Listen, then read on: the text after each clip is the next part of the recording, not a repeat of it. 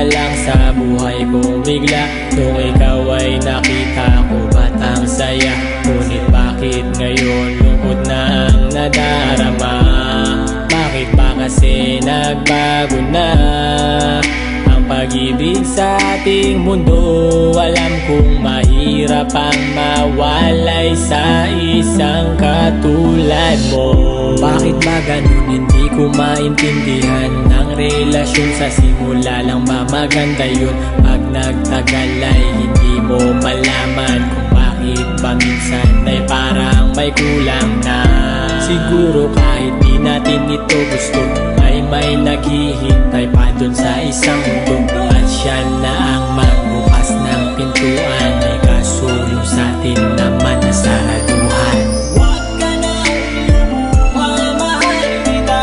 Huwag kang lumuha, huwag mo sanang isipin na iniwan kita. At huwag ka sanang malungkot pa, at huwag kang mangamba.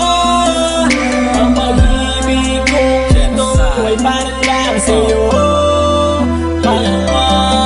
Hindi na nga siguro maaalis sa isip ko ang iyong mata na lumuluha at nagsabi na ganito na bakit kailangan pa na umabot pa sa hiwalayan at sumbatan na tanging nais muling magkabalikan. Di mo gusto ang ganito at mas ayoko nga nito, ngunit tadhana nga naman na nagdala sa atin nito. Hindi ninais na mawalay kundi tanging kapalaran at ang hadlang na humarang na sabay nating nilabanan. At sa bawat nakalipas ang dalawa'y naging isa, ngunit lumipas ang nakalipas ay pareho mag-isa. Ito na nga siguro ang huling kabanata ng libro sa storya nating dalawa na sana'y di na nahinto. At ngayon magpapaalam kahit di pa rin tiyak ko kakayaning magpatuloy at tuloy sa pag-iyak.